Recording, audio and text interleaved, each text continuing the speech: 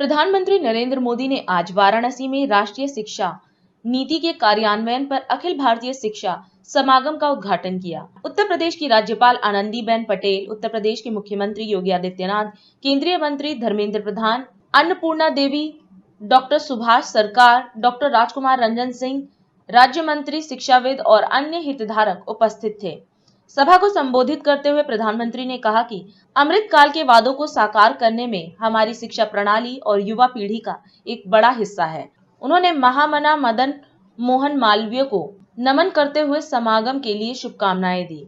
अखिल भारतीय शिक्षा समागम का यह आयोजन उस पवित्र धरती पर हो रहा है जहां आजादी से पहले देश की इतनी महत्वपूर्ण यूनिवर्सिटी की स्थापना हुई थी। ये समागम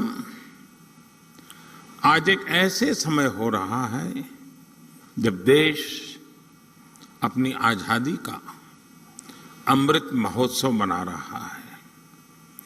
अमृत काल में देश के अमृत संकल्पों को पूरा करने की बड़ी जिम्मेदारी हमारी शिक्षा व्यवस्था पर है, हमारी युवा पीढ़ी पर है। हमारे यहाँ उपनिषदों में भी कहा गया है, विद्या अमृतम अश्नुते, अर्थात विद्या ही अमरत्व और अमृत तक ले जाती है। काशी को भी मोक्ष की नगरी इसलिए कहते हैं क्योंकि हमारे यहाँ मुक्ति का एकमात्र मार्ग ज्ञान को, विद्या को ही माना गया है। और इसलिए शिक्षा और शोध का, विद्या और बोध का इतना बड़ा मंथन जब सर्व विद्या के प्रमुख केंद्र काशी में होगा तो इससे निकलने वाला अमृत अवश्य देश को नई दिशा देगा। मैं इस अवसर पर महामना मालवीय जी के चरणों में नमन करते हुए इस आयोजन के लिए आप सभी को शुभकामनाएं देता हूं। अब अंग्रेजों की बनाई व्यवस्था कभी भी भारत के मूल स्वभाव का हिस्सा नहीं थी और न हो सकती है। अगर हम हमारे देश के पुराने कालखंड की तरफ नजर करें, हमारे यहां शिक्षा में अलग अलग कलाओं की धारणा थी और बनारस तो, मेरी काशी तो इसका जीवंत उदाहरण है। बनारस ज्ञान का केंद्र केवल इसलिए नहीं था क्योंकि यहाँ अच्छे गुरुकुल और शिक्षण संस्थान थे। बनारस ज्ञान का केंद्र इसलिए था क्योंकि यहाँ ज्ञान और शिक्षा बहुआयामी, मल्टी सेक्टरल थी।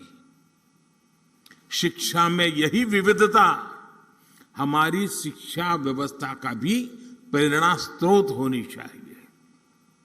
हम केवल डिग्री धारक युवा तैयार न करें, बल्कि देश को आगे बढ़ने के लिए जितने भी मानव संसाधनों की जरूरत हो, हमारी शिक्षा व्यवस्था वो देश को उपलब्ध कराए, देश को दे। इस संकल्प का नेतृत्व हमारे शिक्षकों और शिक्षण संस्थानों को करना है। हमारे शिक्षक जितनी तेजी से इस भावना को आत्मसात करेंगे, छात्र छात्राओं को, देश के युवाओं को उतना ही ज्यादा, देश के आने वाले भविष्य को भी उतना ही ज्यादा लाभ होगा। आज हम दुनिया के तीसरे सबसे बड़े स्टार्टअप इकोसिस्टम है।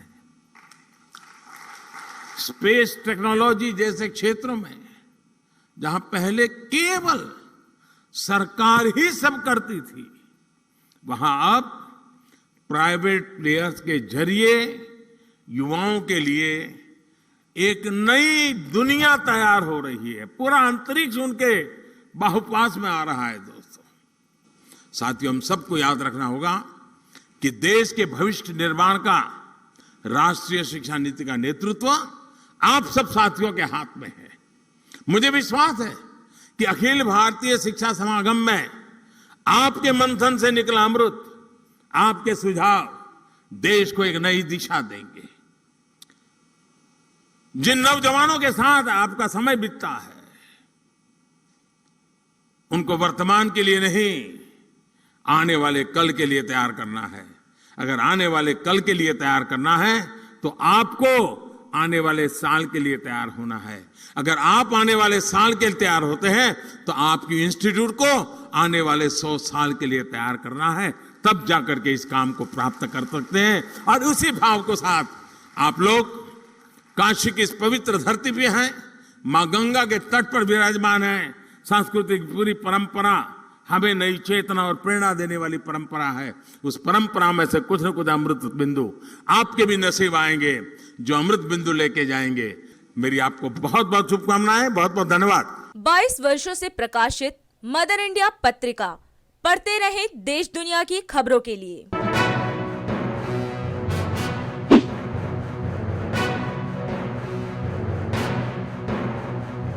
26वें वर्ष में आपके लोकप्रिय समाचार पत्र इंडिया दर्पण का प्रवेश। आप देखते रहें अपने क्षेत्र की खबरें।